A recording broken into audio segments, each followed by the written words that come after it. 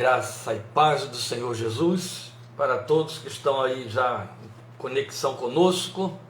Hoje nós vamos meditar em Marcos capítulo 4, versículos 35 a 41. Você já pode ir ajustando aí a sua Bíblia para que a leitura possa ser feita. Após a leitura, a Lília e a Naara vão estar nos abençoando com um cântico que tem a ver com o nosso tema, que é tempestades. Tempestades. Não colocamos na página do Facebook, de maneira que você está sabendo agora em primeira mão. Por isso é que eu tenho de lhe avisar que o texto é Marcos 4, 35 a 41, dentre os três textos dos sinóticos que abordam a questão dessa primeira tempestade, porque houve duas, né? Vamos lembrar, e na segunda, Mateus, Marcos e João é que fazem a descrição, a narrativa, mas não Lucas. Lucas fica de fora. Nesta, João não fala da primeira tempestade, mas Mateus, Marcos e Lucas o fazem, e aí nós pensamos apenas o texto de Marcos, que é o que nos interessa. Eu vou fazer a leitura, Marcos 4, 35 e 41. Logo depois, Lília e Naara estarão adorando a Deus e nos conduzindo nesse louvor para que a gente possa abordar o tema desta tarde. Paz do Senhor e boa tarde para todos que estão nos cumprimentando agora. O texto de Marcos 4, 35 diz: Naquele dia, ao anoitecer, disse ele aos seus discípulos: Vamos para o outro lado. Deixando a multidão, eles o levaram no barco assim como estava. Outros barcos também o acompanhavam. Levantou-se um forte vendaval, e as ondas se lançavam sobre o barco de forma que este ia se enchendo de água. Jesus estava na popa, dormindo com a cabeça sobre um travesseiro. Os discípulos o acordaram e clamaram: Mestre, não te importas que morramos? Ele se levantou, repreendeu o vento e disse ao mar: Aquiete-se, acalme-se. O vento se aquietou e fez-se completa bonança. Então perguntou aos seus discípulos: Por que vocês estão com tanto medo? Ainda não têm fé? Eles estavam apavorados e perguntavam uns aos outros: Quem é este que até o vento e o mar lhe obedecem? Antes de passar a elas a palavra para o louvor, um pequeno detalhe que sempre enriquece. Afinal de contas, o pregador que vai falar sobre o texto da tempestade trabalhou com construção naval durante muitos anos. Você percebe que o texto diz que Jesus dormia na popa do barco e o barco estava se enchendo de água com a tempestade que vinha por conta do vendaval. A esta altura, você sabendo que se trata de um barco pesqueiro, porque era isso que acontecia ali, vamos lembrar que eles tinham barcos de pesca. Por que Jesus dormia quando um barco se enchia de água? Porque eles estavam encarando a tempestade de frente. A água entrava pela proa, pela frente do barco, e não chegava ainda até os fundos. De forma que, talvez até para proteger o Senhor, a carga preciosa, eles estivessem trabalhando exaustivamente. Enquanto uns remavam, os outros tentavam tirar a água dentro do barco. Mas perceberam que não dava mais para vencer, e então foram buscar aquele que não era navegador e nem pescador, ele era carpinteiro, para que ele pudesse resolver o problema ou participar da tragédia juntos. Esta é a leitura que nós fizemos e vamos abordar e aplicar este texto para a nossa fé, e vamos aproveitar este momento de adoração para sermos conduzidos nesta palavra que não só introduz a mensagem para nós, mas nos ambienta dentro dela. Deus te abençoe. Já voltamos. Graças e paz, irmãos. Vamos adorar o Senhor juntos, amém?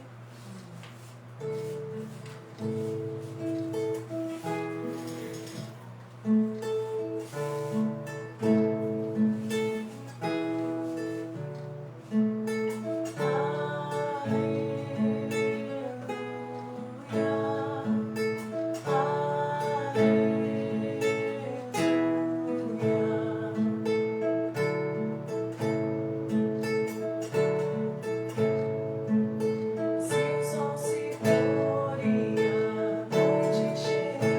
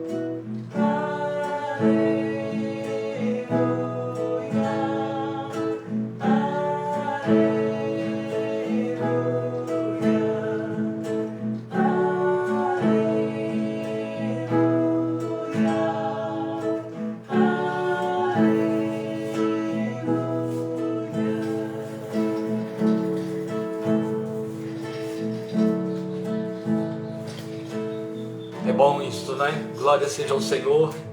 Se eu não coloco elas cantando aqui, já começam pessoas a reclamar, pedir que como é que é, não vai ter louvor, não teve louvor dessa vez.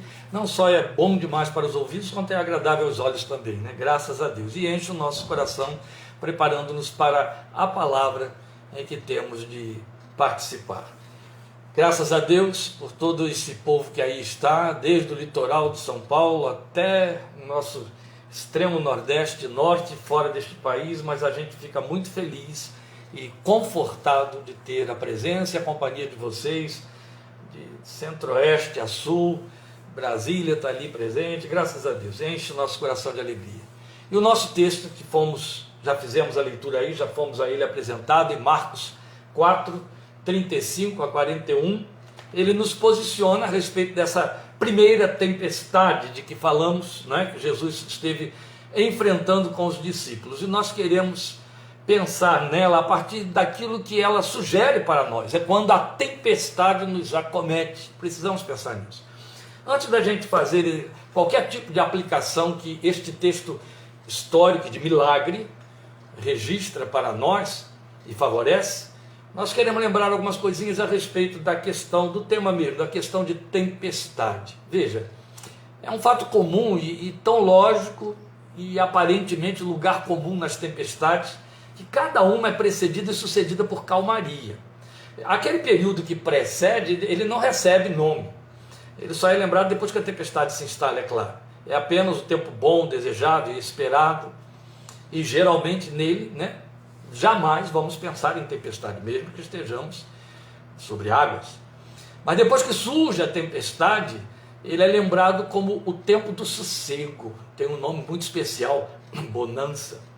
Quando a tempestade cessa, nem sempre, mas via de regra, surge a calmaria, aí ela recebeu o nome de bonança. E bonança só tem esse sentido e usufrutos se houve tempestade. Isso aqui é interessante. Então, um ponto interessante quanto à bonança é que ela parecerá tão grande quanto tenha sido o tamanho da tempestade. Pense nisso. Entende? O nosso texto aqui, na versão que eu usei, diz que o vento se aquietou e fez-se completa bonança, mas as versões corrigida e atualizada de Almeida colocam grande bonança. E o texto original, pelo menos do grego da tradução Nestlé, fala de grande. De fato, o adjetivo aí é grande, grande bonança, o que subentende que houve uma grande tempestade. Para ter havido grande bonança, é porque houve grande tempestade. Quanto maior o barulho, mais significativo fica o silêncio que se segue a ele. Não é assim? Então, eu volto ao ponto que eu quero que você frise aí na sua mente, no seu coração. Tão grande quanto a tempestade é a bonança que se segue a ela.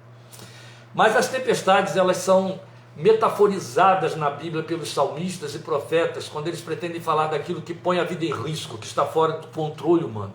Eu pensei apenas alguns versículos, alguns textos, eles são vastos, viu? A Bíblia trabalha com tempestade como metáfora, como alegoria, de forma muito ampla, quase tudo quanto é livro, especialmente os profetas e salmos. E aí eu pensei algumas coisas, nós temos aí, eu peguei um texto de Provérbios, um texto de Salmos, um texto de 2 profetas, porque vão atender exatamente isso que nós estamos mostrando aí, as tempestades metaforizadas na Bíblia. Veja, Provérbios 1:27, eu vou ler para você. Quando aquilo que temem abater-se sobre vocês como uma tempestade, então tempestade aqui está figurando o quê? Aquilo que pode ser temido e que vem a abater.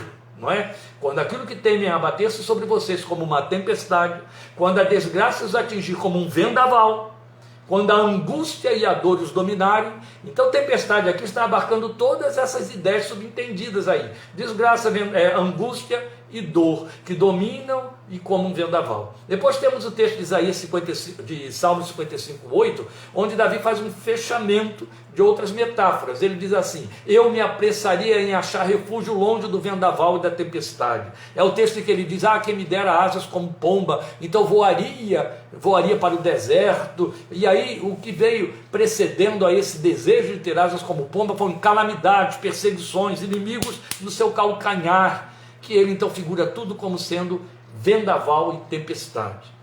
Vamos ter o texto de Jeremias 25:32. Assim diz o Senhor: vejam, A desgraça está se espalhando de nação em nação. Uma terrível tempestade se levanta desde os confins da terra. É evidente que a ideia aqui não é física, é metafórica. E o texto clássico de Isaías, que é um texto promessa muito bonito a respeito dos que seguem o Senhor Jesus e aquilo que eles revelam nas suas vidas a favor de outros. Cada homem será, Isaías 32, 2, cada homem será como um esconderijo contra o vento e um abrigo contra a tempestade, como correntes de água numa terra seca e como a sombra de uma grande rocha no deserto. Por causa do fato de que os textos bíblicos, tendo a assertiva científica e física, sempre colocam tempestade associada a ventos, não faltou aí quem espiritualizasse, cometendo aquelas escorregadelas imperdoáveis, achando que pelo fato de que o verbo usado ali foi repreender, Jesus repreendeu o vento, havia demônios por detrás da tempestade, Jesus os repreendeu e por isso o vento cessou. Não tem nada a ver. A começar pelo fato de que vento, como simbologia, para os que querem espiritualizar, é símbolo do Espírito Santo, não de diabo nenhum. E depois é aquele problema, né, do fascínio que o diabo exerce sobre parcela da igreja evangélica, infelizmente, que atribuem ao diabo uma série de coisas que nada tem a ver, para até esconder questões de mau caráter, aí, carnalidade, foi o diabo e tal. O diabo tenta, não age, é diferente. Pois bem, mas o que nós queremos aqui é considerar a questão da tempestade e a aplicação dela na nossa vida. Em cada texto em que a tempestade aparece sob figuração, e você acabou de conferir isso aí nos textos que eu li, a ideia é de destruição, é de mal, é de perigo, aquilo que desorganiza, aquilo que desequilibra, que vira tudo de pernas para o ar. É a esta ideia que os textos metaforizam, atende. Agora, nada se pode comparar em termos de terribilidade às tempestades oceânicas. Aqui nós temos a tempestade no lago, mas é água. Vendaval sobre águas, tempestade, e aí procelas e por aí vai. Então, mesmo quando elas entram para dentro do litoral, elas ultrapassam as praias. Elas são terríveis, são incomparáveis. Então, por conta dessas, não é tão frequente lá no hemisfério norte, nas costas banhadas pelo Pacífico, nós passamos a nos acostumar com termos como tsunami. Vocês lembram disso? É a palavra de origem japonesa que se traduz como onda de porto, ou onda do porto, que foi o que nós conhecemos, aconteceu lá nas Filipinas e causou aquela tragédia memorável, lamentavelmente. Tsunami é isso, é uma onda gigante que é gerada por abalos sísmicos. Mas ondas grandes, rápidas, violentas, conhecidas como vagalhões, são o grande terror que constitui as tempestades oceânicas. Elas são produzidas por ventos de alta velocidade que açoitam as águas oceânicas. São tão terríveis e tão terríveis que recebem um nome nada simpático de tormentas. Apenas um ponto curioso, mas isso tudo aqui se associa dentro da ideia que nós queremos extrair do texto. A palavra tormenta, de onde ela veio, qual foi a origem dela e por que ficou confinada a ideia de vendaval, de tempestade em alto mar, tormenta. Tormento você conhece muito bem, ou por experimentar na pele, ou porque faz parte da literatura e da nossa linguagem coloquial. Mas a verdade é que tormenta é uma palavra que tem origem nas guerras medievais, em que se usavam catapultas para destruir fortalezas, torres de vigia, derrubar muralhas para que o inimigo então invadisse cidades fortificadas. Aquelas pedras que causavam destruição, que eram atiradas a esmo para arrebentar com aquilo em que batessem, às vezes elas atingiam barcos para onde pessoas corriam para se refugiar e os barcos iam a pique. Aquelas pedras eram chamadas de tormentas, e essa palavra acabou sendo adaptada para significar aquilo que desequilibra, que destrói, que põe a pique, que arrebenta com tudo. Tormenta também lembra tempestade, ficou confinada à ideia de tempestade. Então, posto isso, já ficou evidente o que tempestade significa. E aí vem a questão: o que nós podemos derivar desse texto histórico quanto às tempestades? Primeiramente, eu quero pontuar aqui o fato da razão para abordarmos o tema. A razão se encontra no próprio texto.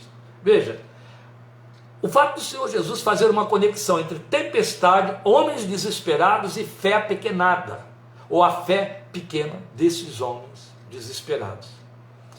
O texto deixa claro que Jesus aponta a falta de fé como a causa para o pânico e não para a tempestade em si mesma ou por si só. Então é muito importante que tenhamos sensibilidade para discernir e fazer essa diferenciação. Quando Jesus repreende a tempestade e ela se acalma, e aí é que ele vai dialogar com os discípulos, só depois disso, é claro. Primeiro ele faz tudo se acalmar. Por que vocês estão com tanto medo? Onde está a fé que vocês têm? Por que a fé de vocês é tão pequena? Ele não estava dizendo, essa fé é tão pequena que a tempestade veio, ou não impediu a tempestade, ou não repreendeu a tempestade, ou não impediu a tempestade. Não é nada disso. Jesus reclama do fato de que a fé é apequenada pela reação que eles tiveram diante do estímulo do terror. E aí você pode começar já a fazer as associações cabíveis. Porque as tempestades, elas podem ter vagalhões grandes ou pequenos. Uma coisa é fato. Quem tem uma trajetória de vida, basta ser humano, tanto pior se for brasileiro, entende de tempestade. Não física. A tempestade física, ela dificilmente nos causa preocupação e nos compromete, a não ser para os que vivem além da costa. Mas as tempestades metaforizadas, as tempestades espirituais.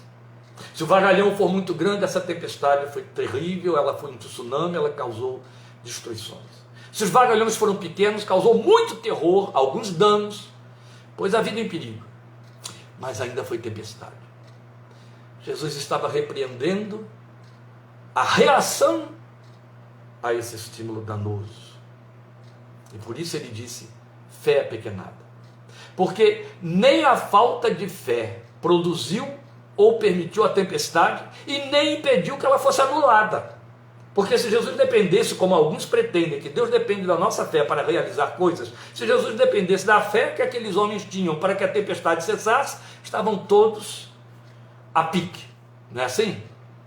Não, Jesus não dependeu da fé deles, repreendeu uma fé que estava inexistente ali ou apequenada. E isso não impediu de manifestar o seu poder e fazer a tempestade cessar. Então, quando ele repreendeu a falta de fé, ele apontou para o pânico que ela, a falta de fé, não pôde impedir, é claro. Mas não é só. É que o texto registra fatos ocorridos nessa cena que nos falam de perto, que tem a ver conosco. Veja, o Senhor estava com eles, e isso não impediu a tempestade. Preciso repetir? Eu quero repetir. O Senhor estava com eles. Isso os livrou de enfrentar a tempestade? Não. A segunda tempestade, aquela que eu já comecei aqui dizendo, que é uma segunda que foi registrada, Jesus não estava com eles. Jesus os mandou ir, e no caminho uma tempestade os acolheu, os esperava lá. Depois Jesus foi ao encontro deles. Na segunda é aquela em que ele anda sobre as águas. Mas aqui está a primeira tempestade, que diferentemente da segunda, ele está presente, ele está no barco, inclusive dormindo. E a tempestade não respeitou a presença dele ali, ela veio, e ela os assolou, e não fez apenas barulho, encheu o barco de água, eles estavam a ponto de afundar, eles se viram desesperados, na iminência da morte, e tiveram que pedir socorro ao Senhor. A outra coisa é que a tempestade veio, e o Senhor, que dentro dela estava, parecia indiferente a ela. Aí você pensa nos seus vagalhões, grandes ou pequenos. Quantas vezes você se viu no meio da tempestade, você crente, e teve essa sensação, quem sabe lançou esse tipo de pergunta, cadê o Senhor? Ele não está vendo isso aqui? Ele não está se dando conta do que está me acontecendo? Ele está indiferente a essa tragédia que está me acometendo, se abatendo sobre mim? Quantas vezes, não é, meus queridos? Quantas vezes, não é, meus queridos? Ele parece indiferente à tempestade. Quero te adiantar uma coisa, que você já pode estar depreendendo daí, você é inteligente, você lê Bíblia, você está acostumado a ouvir pregação da palavra de Deus. O importante é que ele estava lá. Parecendo indiferente ou não, o importante é que ele estava lá, dentro do barco. E o fato puro e simples de que as tempestades nos ocorrem na vida. Isso aí já ficou claro depois de todas essas introduções que fizemos. Então nós precisamos estar preparados para elas. Daí temos vindo aos textos. E como eu disse que derivaríamos algumas coisas desse texto, nós vamos à primeira derivativa. Veja, a imprevisibilidade da tempestade. Esse é um ponto em que ninguém pensa. A tempestade não é programada. Nem sempre, quase que invariavelmente, a tempestade é imprevisível. Ela pode até ser previsível em termos de meteorologia, mas as dimensões e as consequências das suas dimensões nunca podem ser previsíveis. Porque as dimensões têm a ver com aquilo que ela encontra pela frente. Se houver muitas construções mal feitas, essas construções serão encaradas pela tempestade. Ela vai se arrebentar contra elas, e se forem mal feitas, vão cair. Captou? Então, o tamanho do estrago da tempestade tem a ver com o que se oferece a ela e como nós estamos no meio dela, quando ela vem. Então, tal como aconteceu àqueles discípulos de Jesus, a tempestade surgiu sem aviso prévio, especialmente naquele tempo em que não havia serviço de meteorologia, não é assim? O movimento registrado pelos 3 evangelistas fala dessa imprevisibilidade. O texto diz: levantou-se um vento. Mateus diz que foi de repente. Mateus é o único que diz que de repente, um vento impetuoso. Até o fato de Jesus haver recostado num travesseiro e adormecer sugere o efeito de uma surpresa que transtorna a calma, que vira, que alvoroça tudo. É típico das tempestades. E até por força dos textos citados, nós somos compelidos a pensar nessa suscetibilidade nossa às situações não previstas, que surgem para promover desequilíbrio, ou que não para promover, mas que inevitavelmente promovem desequilíbrio sob risco de ruína.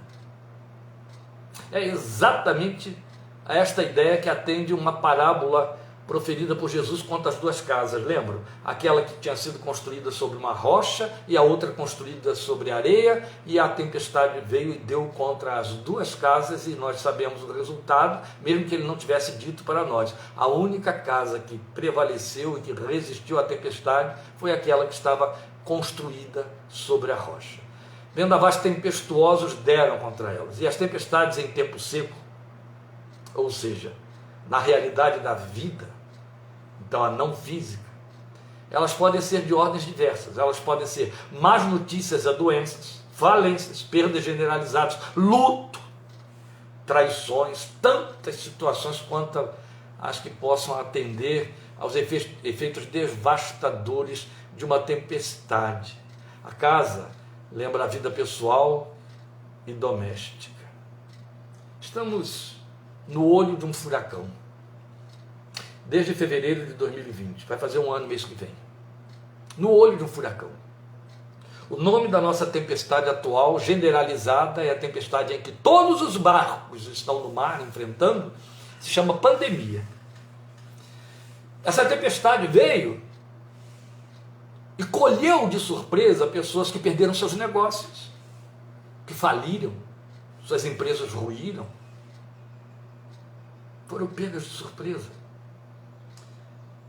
Não podiam prever que uma doença que atingiu o vizinho, que atingiu o parente distante, um amigo, outro país, viesse causar ruínas pessoais, mesmo que não tenham sido atingidos pela doença propriamente dita. Sofreram danos, prejuízos. Por conta de leis, por conta de nossas políticas, por conta de realidades, de advertências científicas, de bom senso, de inteligência, nós ficamos tolhidos, ficamos presos dentro de casa, temos feito quarentena, todos nós. Ou seja, a vida, de alguma forma, ficou debaixo de vendavais. Mesmo aqueles que são temerários, que resolvem pôr a cara à prova, estão sob riscos.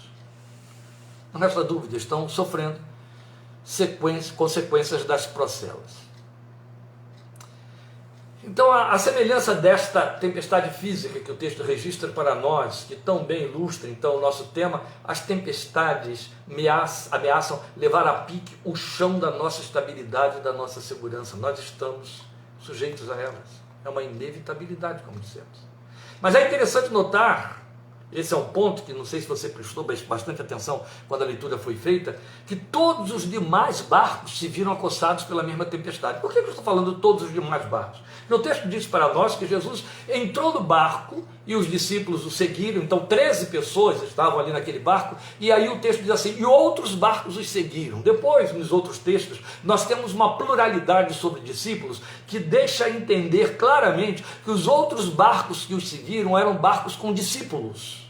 Mas eu quero chamar a sua atenção para este barco que importa para nós, porque é neste que Jesus está. Este é o barco da igreja, a igreja embrionária, a igreja formada por 12 apóstolos escolhidos a dedo, e o Senhor desses 12 apóstolos lá com ele, ali está a igreja. Eu não posso garantir nada quanto aos outros barcos, se eram discípulos, se não eram discípulos, se criam, se não criam, se eram só curiosos, não sabemos. Outros barcos os seguiram, o texto diz para nós. Mas uma coisa eu posso lhe afirmar, que a tempestade acometeu todos os barcos. Não era uma nuvenzinha negra caindo sobre a cabeça daqueles 13 apenas, não. Então aquele que estava à igreja, com a presença do seu Senhor, não foi poupado dela, entende? Como a pandemia, que hoje está assolando a terra. Ela serve para crente, não crente, quem crê, quem não crê, quem vive bonitinho, quem vive feiamente, quem... Entendeu? Não tem nada a ver, é pandemia. Então ela serve minimamente para colocar em xeque algumas teorias de pretensa fé, de que o mal não sucede aos crentes. Gente, impossível é entender que haja quem insiste em crer em tão grotesca falácia. Mas eles não são um contingente pequeno, não. Só que a falácia, espero eu, que essa pandemia tenha jogado por terra, não é? Quem crê, quem não crê, está debaixo da pandemia e é acometido por ela. Então, tanto aquele barco como nossas vidas estão sujeitos às tempestades repentinas, surpreendentes ou até previsíveis. E então vamos à segunda derivativa, é a resposta humana à tempestade. Nós não sabemos nada dos passageiros dos demais barcos, porque o holofote dos evangelistas estava em foco sobre aquele dos 12 com o seu Senhor. Mas na atitude deles está o possível correlato de nossas atitudes quando açoitados por ventos e vagalhões que se seguem a eles. Não é? Então vejam, não nesta tempestade, naquela segunda, de que eu já falei, que foi registrada apenas por Mateus, Marcos e João, que eles descrevem, eles lutavam, na segunda, lutavam contra ondas elevadas, fustigadas por ventos velozes, que lhes eram contrários. João diz que eles remaram por cerca de 5 ou 6 quilômetros. E Marcos diz que Jesus, que não estava no barco dessa vez, viu de onde estava que eles remavam com dificuldade. Que via de regra, antes de recorrermos a quem tem o controle de tudo, nós envidamos nossos próprios esforços para vencer a tempestade. Quase sempre é esforço vão. Com toda certeza, não foi diferente nessa primeira tempestade. Eles eram homens do mar, e eles envidaram esforços para manter o barquinho à tona e para jogar para fora aquela água, até que viram que não estavam dando vencimento e iam a pique. Apavorados estavam na primeira tempestade como na segunda. O texto que nós temos aqui encerra dizendo que eles estavam apavorados. Um dos evangelistas diz quanto à segunda tempestade que eles gritavam aterrorizados. Então imaginem 12 homens gritando de pavor em meio às procelas do mar revolto. É uma cena de arrepiar, no mínimo. E aí, nesse contexto, quem mantém o controle? No mínimo, vai haver uma histeria coletiva, não é? Mas na segunda tempestade, o Senhor vai ao encontro deles, e a primeira palavra que ouvem dele é paz. É muito interessante. Eu não estou lendo aqui o texto da segunda tempestade. Eu recomendo a você que faça isso, que leia depois, especialmente em João capítulo 6. E você vai ver que a primeira palavra que sai da boca do Senhor é paz. Paz parece ser a primeira coisa que uma tempestade compromete. E à sua ausência segue-se pânico, desespero. Lembra, Paulo enfrentou uma tempestade que durou mais de 14 dias dentro de um navio, aquela que levou os escombros do navio, que foi a pique, para a costa da ilha de Malta. Vocês devem lembrar disso, está lá em Atos 27.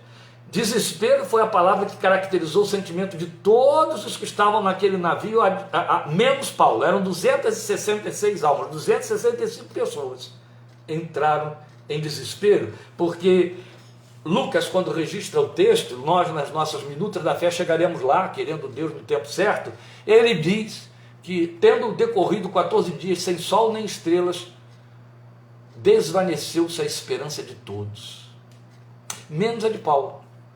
Ele desceu ao porão do navio, o lugar mais improvável onde se deva ir numa tempestade, e foi buscar a face de Deus. Jesus aponta aqui que eles estavam com medo. Por que vocês estão com tanto medo? Ele diz. Sim, nós falamos de pânico. E a fé? Justamente o que não podia faltar, mas estava em baixa. E aí, como consequência, perderam noção de que o Senhor estava presente no barco e sob a mesma tempestade. Eu quero, voltando a pedir desculpa pelo fato de que não estou abordando a segunda tempestade, não estou com o texto da segunda tempestade, mas isso não me impede de trazê-la à luz para ilustrar aqui a nossa abordagem. Eu quero de novo fazer um paralelo entre a primeira e a segunda tempestade. Veja, na primeira Jesus está presente e deu em nada. A fé voou com o vento. Na segunda, Jesus estava ausente, até se justifica. Eles sabiam, ele não está aqui, e entram em pânico. Eles só não sabiam que o Senhor, aquele mesmo que na primeira esteve presente, continua sendo aquele que, se eu não estiver no ambiente, eu chego lá. Pois ele chegou, ele foi até lá. Mas na primeira situação, a fé não funcionou, na segunda, outro tanto. Na segunda, volta a dizer, eles podiam até justificar dizendo, mas o Senhor não estava aqui. Então vamos comparar da seguinte maneira. Na primeira, eu sei que ele está no ambiente, eu sei que ele está presente. Mas se a minha fé não o contempla, ela vem dele, ele é o autor da fé, não vai ter efeito. Na segunda, eu sei que ele não está presente, pelo menos eu sei que ele não está aqui, eu tenho que invocá-lo. Mas no mínimo eu preciso crer que ele venha ao meu encontro, que ele venha ao meu socorro. Foi o que aconteceu. E a fé aí tem de funcionar de novo. Mas eu quero chamar a sua atenção para esse detalhe dele presente no barco. Ainda que a fé não o tenha visto, ainda que não se tenha cumprido na vida deles a palavra em que Paulo nos diz, andamos por fé, não pelo que vemos. O fato do Senhor estar presente ilustra vividamente para nós a palavra que nós temos no Salmo 91:15. Estarei com ele na angústia, o Senhor diz. Estarei com ela na angústia. Oh, meus irmãos, como nós precisamos nos apropriar desta palavra em tempos de bonança e especialmente no meio da tempestade. No tempo da bonança, aquela bonança que precede a tempestade, ela existe, a calmaria, não é? No tempo da bonança, eu preciso me fortalecer, me dar conta de que o Senhor habita comigo. E Ele disse, estarei com você na angústia. E você sabe disso, Dedé. Esses 16 anos aí de tempestade, dos quais eu participei de muitos desses anos, até o último deles, o tempo todo você sabia que ele estava dentro do barco da sua vida. Glória a Deus por isso. Eu quero pedir desculpas demais por eu ter feito aqui essa interligação aí com a nossa ouvinte, a nossa participante, mas é importante demais. Que a Dedé está nos dizendo, a tempestade assolou minha casa 16 anos, mas ele estava lá dentro. Eu participei disso. Eu posso afirmar a verdade, querida. Ele estava lá o tempo todo. Eu dou glória a Deus pela memória da sua fé e o seu testemunho no meio dessa tempestade. De fato, sua fé ficou inabalável. Glória seja ao Senhor Jesus, autor da fé. E aí, mais uma vez, na sua vida e na nossa vida, cumpre-se a promessa, estarei com ele na angústia. Ele não fez cessar a angústia, mas ele ficou lá dentro, ele estava junto. E ainda temos Isaías 63:9. Esse é um texto que eu quero chamar a sua atenção de uma forma mais particular ainda. Em toda a angústia deles, diz o texto de Isaías, em toda a angústia deles, foi ele angustiado, e o anjo da sua presença os salvou, pelo seu amor e pela sua compaixão ele os remiu, os tomou e os conduziu todos os dias da antiguidade. Mas fique com a primeira linha de Isaías 63, versículo 9. Em toda a angústia deles, foi ele angustiado. Você sabe qual é o sentido dessa palavra? Ele angustiado em toda a angústia deles? Ela vai além de significar um sofrimento de quem se entristece por ficar sabendo ou vendo acontecer alguma coisa. É mais do que isso.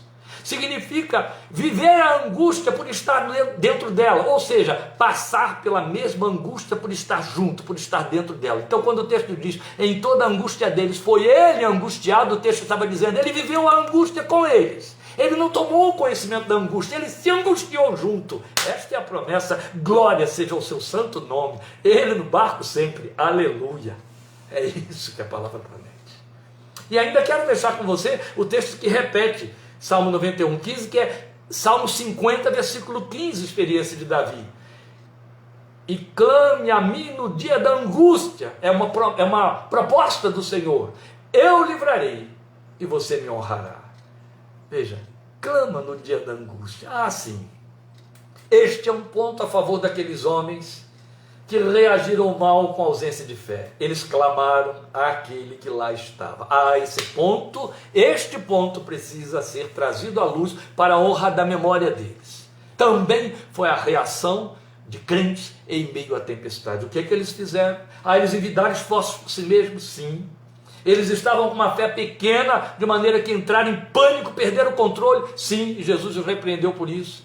Mas uma coisa que eles fizeram, e essa coisa que eles fizeram foi recorreram a Ele. Lindo, não é? Eu acho belíssimo. Eu faço uma correlação histórica entre a narrativa dessa tempestade e a narrativa da tempestade que pôs o barco em que Paulo ia para Roma em naufrágio, que foi parar em Malta e não em Roma. Sabe por quê? Exatamente pelo fato de que Paulo foi o único que clamou ao Senhor no meio da tempestade. E aí ele diz para nós, o anjo do Senhor, a quem eu pertenço e a quem eu sirvo, esteve comigo esta noite e disse, ninguém vai perecer. É muito bonito. Eles foram clamar ao Senhor também. Senhor, acorda, Senhor. O Senhor não vê que nós estamos a ponto de morrer. Eles clamaram ao Senhor. A fé pode estar pequena, a fé pode não ter segurado o pânico, mas se existe uma coisa que não podemos permitir que a fé pequenada faça, é fechar a nossa boca, fechar o nosso coração. Clame, clame, porque a promessa vai se cumprir. Clama a mim no dia da angústia, eu te livrarei. Aleluia, Ele faz, sua palavra não cai. Mas se a fé não for sólida, se a fé não conhecê-lo suficientemente, não o verá ou vai achar que não vale a pena recorrer a Ele. Porque o outro ponto que eu quero colocar aqui em paralelo entre o naufrágio de Paulo e esse barquinho é que Paulo não era navegador, Paulo não era marinheiro, Paulo não era o dono do navio, Paulo não era o capitão do navio. E Paulo enfrentou todas essas pessoas com as suas experiências para dizer a partir da sua inexperiência, não saiamos daqui, não é prudente, não vamos sair, a viagem não será bem sucedida. Podemos perder tudo, tudo se cumpriu, tudo se perdeu. Justo não marinheiro, mas era homem de Deus, isso é o que importa. Ali estava um carpinteiro dentro do barco, mas era o Deus dos homens, isso é o que importa. Disso ele entende. Sim, porque ele criou o mar, ele criou o vento, ele tem controle sobre eles. Aleluia. Isso fecha, entende? Por isso é preciso conhecê-lo. Eu tenho de crer que,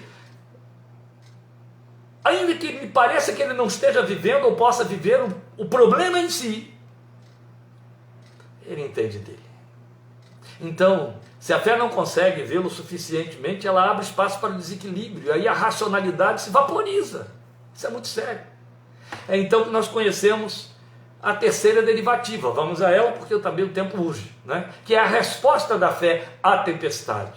Bem, podemos pontuar neles, não como resposta da fé, Jesus disse pequena, mas num tamanho suficiente para que recorressem a ele. A fé pequena orou, clamou, não é? Mas na verdade, a resposta da fé à tempestade é preconizada pelo autor da fé. Ele estava lá. Por quê? O fato dele estar dormindo num contexto humanamente impossível.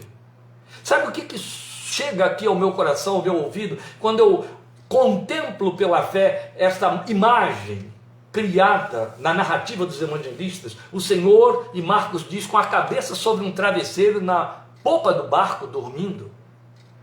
A imagem que me ocorre é daquela palavra que Jesus declarou diante de Jerusalém: se tu conheceras, ao menos neste teu tempo, o que a tua paz pertence.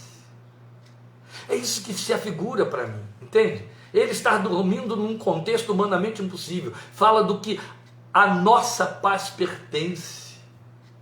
Ele coreografa isso. Ele mimifica isso. Ele, mais do que coreografar e mimificar, ele exemplifica isso para nós. Começa por uma verdade que sempre deixa de nos ocorrer. E não pode deixar de nos ocorrer, meus amados irmãos e irmãs. Eu tenho insistido muito com os crentes, em conversas particulares ou em pregações para grupos, eu tenho insistido muito com essa verdade suprema sobre a nossa fé, que não pode deixar de ser introjetada e aplicada na nossa vida espiritual, sem perdas irreparáveis, entende? É a verdade de que nada o surpreende. Surpreende você, os de repente acontecem na sua vida, é de repente para mim, é de repente para você, é imprevisível para nós, mas nunca para o Senhor da vida, nunca, nada o surpreende. Basta lembrar que Ele é o primeiro e o último. Se Ele é o primeiro, Ele chega antes, entende? E como último, tudo terá passado por Ele, glória seja o seu santo nome. Ele é o alfa, a primeira palavra de um dos maiores alfabetos da linguagem humana, o grego. Ele é o alfa, a primeira letra que abre esse alfabeto. Sua fala é a primeira palavra, por isso que o texto está dizendo, ele é o alfa, é a primeira palavra, entendeu? Então a tempestade, a voz do vento, cala-te, Jesus diz. Um dos evangelistas registra que o Senhor, quando repreende o vento, disse: cala-te. O vento estava falando, o vento estava uivando. Na segunda tempestade, cala-te. A palavra primeira não foi a do vento. Ele já tinha assumido andar sobre as águas para chegar até lá. E a última palavra, o ômega, ele é alfa e ômega, a última letra, a última palavra também é dele. Qual foi a última palavra? Cala-te. E o vento calou. Aleluia. Absorva isso. Guarde isso que nós falamos agora aqui, meus queridos. Nada o surpreende. E não pode, ele é o alfa. Ele fala primeiro. Por isso é que a Bíblia diz para mim e para você em Hebreus 1:3 que ele está sustentando todas as coisas criadas pela palavra do seu poder. É a sua palavra sempre. Alfa, ele fala primeiro. Ômega, ele dá a última palavra. Glória ao seu nome. Nada chega antes dele. E ele é o ômega, ele é aquele que diz a última coisa. Ele é o Senhor do tempo. Tudo está sob seu controle. E bem-aventurados são os que podem crer nessa bendita verdade. Glória seja o seu santo nome. Veja, a fé prescinde do medo. Por isso o autor da fé podia dormir em meio ao caos. Isso não fala de, como podem pretender alguns judiciosos, isso não fala de pasmaceira, indiferença. Isso fala de paz, de sossego, de tranquilidade, de segurança. Segurança, essa é a palavra. Quando ele nos transmitiu paz, foi muito significativo ouvi-lo dizer: deixe-vos a paz, a minha paz vos dou. Qual é a intensidade do alcance dessa construção? A minha paz vos dou, a minha, Jesus disse, deixe-vos a paz. Aí seria generalizado. Daqui a pouco ele acrescenta: a minha paz, é essa que eu deixo para vocês, a minha paz vos dou. Aquela de que ele é príncipe, conforme foi anunciado por Isaías, príncipe da paz. Aquela que ele veio evangelizar, como Paulo disse para nós em Efésios: vindo, ele nos evangelizou a paz. Ele é a nossa paz. Paulo disse, Paulo experimentou, ele é a nossa paz. Verdade, Jesus é o nosso descanso, é o nosso Shabá. Jesus é a nossa paz, ele é a nossa paz. Quando ele diz: eu vos deixo a minha paz, ele está falando daquela que eu vivencio. Entende? Por isso que ela é minha, é essa que eu vivencio, que eu deixo com vocês. Aleluia. Como é bom ouvir essas coisas, como é bom conhecer essas verdades, como é bom saber disso num tempo de tempestade. Tudo o que é necessário em meio à tempestade é paz. E a paz é garantida pela fé nele. Então, tão de repente, quando a tempestade surge, vem a bonança pela palavra do seu poder, pela manifestação da sua presença. E sabe, É exatamente o que eu acabei de dizer. Tão de repente, quando surge a tempestade, vem a bonança. A tempestade surge de repente, sem aviso prévio. A bonança surge no meio da tempestade, quando você menos espera, como um fogo que se apaga, ou um vento que se cala, que se aquieta. O de repente vale também para o milagre. Eu gosto de pregar isso e de pensar nisso, especialmente quando eu leio Atos capítulo 2. De repente veio do céu. Deus tem os seus de repentes na nossa vida. Eu preciso estar aberto para isso. Você também, o tempo todo, entende? Se o Senhor está na sua vida, a casa está sobre a rocha. E aí ele descansa no fundo do barco, entendeu? Porque o barco aqui figura o trilho da o nosso devir, a nossa fluência na existência, para onde estamos indo. E se ele está dentro do barco, vá até onde ele está, como também Paulo fez naquela grande tempestade, daquele naufrágio. Fale com ele ali, vá ao fundo, vá falar com ele lá no fundo. Uma única palavra dele, e a bonança se faz. Senhor, eu não sou digno de que o Senhor entre na minha casa, mas diz uma só palavra e o meu servo vai sarar. E Jesus elogiou a fé desse homem. Basta uma palavra. Temos esses cânticos, lembra? Basta uma palavra tua. Isso tudo é verdadeiro. Ele não precisa de um longo discurso, te ensinar muitas coisas. Ele só diz, chega, acabou, para, sossega, paz seja convosco. Aleluia. Senhor, se queres, tu podes fazer com que eu fique limpo, o leproso disse. Ele disse, quero, e a lepra acabou. Que lindo, não é? Basta uma palavra, vai até onde ele está, fala com ele ali. É só uma única palavra e a bonança chega. Agora, observe esse ponto aqui interessante no fechamento dessa nossa reflexão. Tanto o barco da igreja, aquela em que estavam os 12 mais ele, quanto os demais, experimentaram a mesma tempestade. Mas quando a bonança chegou, por conta dele estar no barco da igreja, também abençoou todos os demais. Viram aí? Assim como a tempestade assolou todo mundo, a igreja e não igreja, a bonança, quando veio a favor da igreja, abençoou com seus respingos todos os barcos que navegavam no mesmo mar. Aleluia. Continua sendo assim. Por quê? Porque é a palavra que há muito tempo ele empenhou quando ele disse a Abraão e declarou que nós somos os filhos na mesma fé que teve Abraão, para seguirmos as pegadas da fé do nosso pai Abraão, como Paulo diz em Romanos 4. Em ti serão benditas todas as famílias da terra. Se o alvo de Deus é abençoar ao meu redor, se o alvo de Deus é que aquilo que Ele faz comigo, que constrói na minha vida, com que me abençoa, a bonança com que me cerca, me abençoe e atinja todos os que estão, as famílias circunvizinhas, isso diz respeito, em primeiro plano, à família que está comigo no barco, entende? Em ti serão benditas todas as famílias da terra, inevitavelmente começa pela a nossa família, os que estão em nosso entorno. Glória seja o seu nome, glória seja o seu nome. O nosso texto se encerra com aquela solene pergunta feita pelos discípulos depois que o milagre ocorreu: quem é este? E é isso mesmo, ele vai surpreender sempre. Nunca estaremos acostumados com o seu poder, nunca estaremos acostumados com as suas intervenções, nunca estaremos acostumados com as suas façanhas, seus milagres, suas intervenções, nunca. Por isso que milagre é milagre, não é previsível, não tem o nosso controle. Aleluia. Ele vai sempre surpreender a nossa fé, sempre, ele sempre será mais. Por isso é que Paulo nos diz em Efésios 3, que ele é poderoso para fazer infinitamente mais do que pensamos, do que pedimos, muito mais.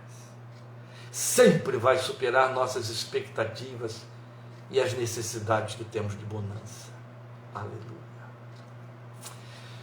Apenas se certifique de que o barco no qual você navega, o Senhor está. Não é porque você é crente que Ele está no barco.